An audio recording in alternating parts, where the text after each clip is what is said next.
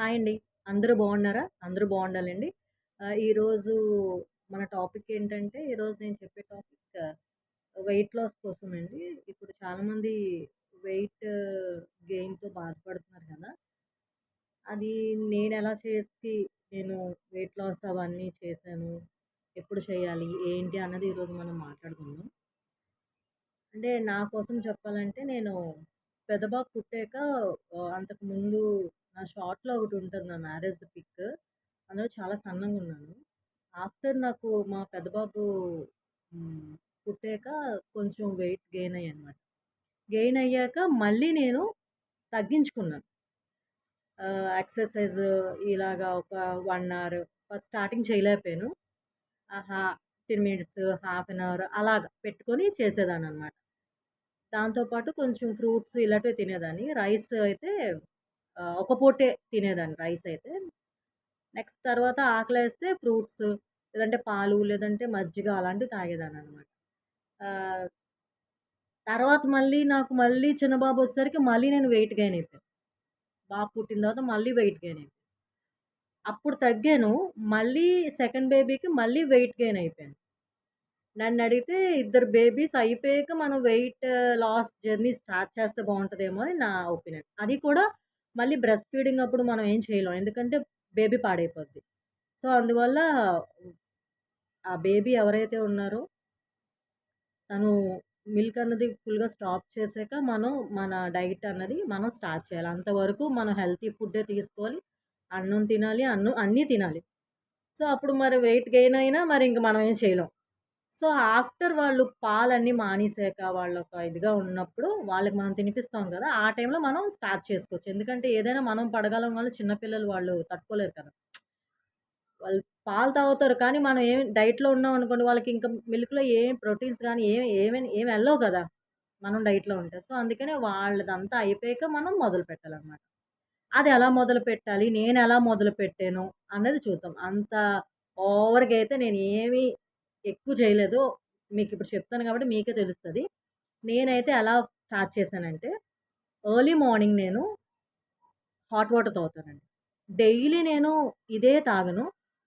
ఈరోజు జీరా వాటర్ తాగాననుకోండి, రేపు సబ్జా సీడ్స్ ఉంటాయి గదా! అది నానబెట్టుకొని నైట్ మార్నింగ్ అది ఒక చెంబుతో ఒక లోటా నిండా తీసుకుంటాను. ఆ లోటా నిండా తాగుతాను. ఆ నెక్స్ట్ డే సోంఫ్ వాటర్ ఉంటది కదా! సోంఫ్ యాడ్ చేసి బాగా వాటర్ బాయిల్ చేసి ఆ వాటర్ తాగుతాను. ఇలాగా డే బై డే నేను మార్చుకొని తాగుతాను. తర్వాత పాట్‌లెస్ 10 కల్లా నా బ్రేక్‌ఫాస్ట్ అయితే ఫినిష్ అయిపోద్దండి. ఏం తింటానంటే దోస అయితే 2 దోసలు విత్ ఘీ. ఘీతోనే కాల్చుకొని తింటాను. మీరు ఘీ అవాయిడ్ చేయాల్సిన పనేం లేదు. ఒక్క స్పూన్ ఏసుకోవచ్చు. దానికేం అవ్వదు. ఇడ్లీ అయితే 4 ఇడ్లీలు తింటాను. చట్నీ ఏ చట్నీ అయినా పర్లేదు. మీరు తినండి హ్యాపీగా. నెక్స్ట్ మళ్ళీ మా బాబుతో ఏం చేసేదాన్ని వాడు స్కూల్ నుండి వచ్చాక వాడితో పాటు తినేసేదాన్ని. వాడికి పెట్టేసి నేను తినేసేదాన్ని. తర్వాత వాడు పడుకునే టైంలో మన హౌస్ హోల్డ్ వర్క్స్ ఉంటాయి గదా! అవి చేసుకునేదాన్ననమాట. ఏంటి ఆహ్, వాషింగ్ మిషన్ వేయడం ఇంకా చాలా ఉంటాయి కదా మనకి అవన్నీ చేసేదాన్ని. తర్వాత ఏం చేసేదాన్నంటే నెక్స్ట్ ఈవినింగ్ కొంచెం 4:30 అయ్యే టైంకి గ్రీన్ టీ తాగేదాన్ని. గ్రీన్ టీ తాగేసి పిల్లలకి ఏం కావాలో ఆ స్నాక్స్ పెట్టేసేదాన్ని. 6 అవుతుంది అనగా ఎప్పుడైనా ఆకలేస్తే మజ్జిగ గాని, ఒక ఫ్రూట్ గాని తినేసేదాన్ని. లేదు అంటే స్టాప్. 6తో నేను మొత్తం ఫుడ్ మొత్తం ఆపేసేదాన్నండి. అంతే. ఇంకా 6 నుండి మళ్ళీ నెక్స్ట్ డే మార్నింగే ఏదైతే ఆ హాట్ వాటర్ ఏదైతే ఉంటదో దాంతోనే ఇంక మొదలు. 6 నుండి మనం స్టాప్ చేసేయాలి. 6తో నేను స్టాప్ చేసేదాన్ని. అంతే. ఇంకా ఏం తినేదాన్ని కాదు. ఈ డైట్ అయితే నేను ఫాలో అయ్యానండి.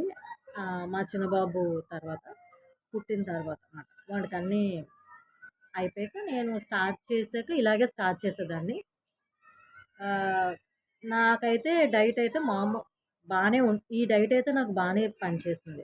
6తో మొత్తం ఆపేసేదాన్ని. ఈ డైట్ మీరు ఫాలో అయ్యి చూడండి. కొంచెం హెల్త్ ఇష్యూస్ అవి ఉన్నవాళ్ళ మటుకు వాళ్ళు నైట్ వాళ్ళు వాళ్ళు అలాంటి వాళ్ళు కొంచెం డాక్టర్‌ని వాళ్ళని కన్సల్ట్ చేసి డైటింగ్ అనేది చేసుకోవాలండి. మళ్ళా ఎవరిది పడితే వాళ్ళది అందరిది చూసి వాళ్ళు చేయడానికి వీల్లేదు. ఎందుకంటే హెల్తీగా ఉన్న పర్సన్స్‌కి వేరు. కొంచెం హెల్త్ బాలేని వాళ్ళేంటంటే కొంచెం వాళ్ళు డాక్టర్‌ని కన్సల్ట్ చేయాలి. ఇప్పుడు నేను చేస్తానంటే నేను హెల్తీగానే ఉన్నాను కాబట్టి నా ఓన్‌గా నేను ఇలా ప్లాన్ చేసుకొని నేను చేసుకుంటున్నాను. కొంచెం హెల్త్ ఇష్యూస్ అవి ఉన్నవాళ్ళు కొంచెం జాగ్రత్తగా చేసుకోవాలనమాట. ఆహ్, ఇంకో టిప్ ఏంటంటే చాలామంది వాటర్ తాగరండి. కానీ నాకైతే డాక్టర్ చెప్పారు వాటర్ ఎక్కువ తాగమ్మా అని ఒకసారి చెప్పారు. నాకు కొంచెం బాగోక వెళ్తే బాడీ డీహైడ్రేట్‌గా ఉందమ్మా కొంచెం వాటర్ నువ్వు ఎక్కువ తాగాలంటే నేను ఆహ్, వాటర్ అంటే నాకేంటో తెలీదండి. ఉత్తి వాటర్ తాగితే వామిట్ సెన్సేషన్ వస్తది. మీలో ఎవరికైనా అలా ఉందా? అలా ఉంటే నా దగ్గర ఓ టిప్ ఉంది. ఎందుకంటే నాకు సేమ్ మాట.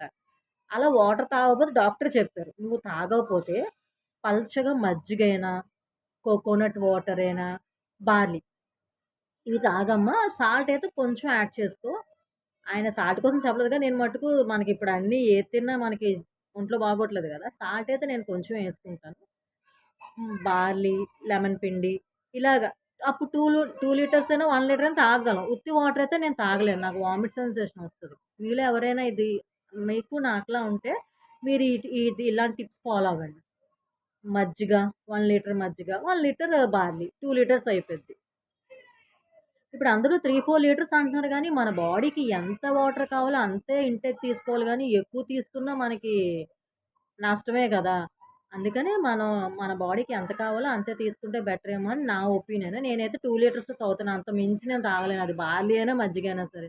ఎక్కువ మనం కూడా తాగలేం కదా! అది. ఇలా నేను డైట్ అయితే ఫాలో అయ్యేదాన్నండి. ఈ వాటర్ తాగలేను ఈ టిప్ ఫాలో అవ్వండి. ఎందుకంటే నాకు పని చేసింది. అందుకే మీకు చెప్పాను. మీకు నేనెలాగా వెయిట్ లాస్‌కి టిప్స్ అది మీకు నచ్చిందా? నచ్చితే లైక్ చేయండి, షేర్ చేయండి, సబ్స్క్రైబ్ చేయండి. ప్లీజ్ మీ వాల్యుబుల్ కామెంట్స్ నాకు కామెంట్ సెక్షన్‌లో రాయండి. ఓకే అండి. బాయ్. బాయ్.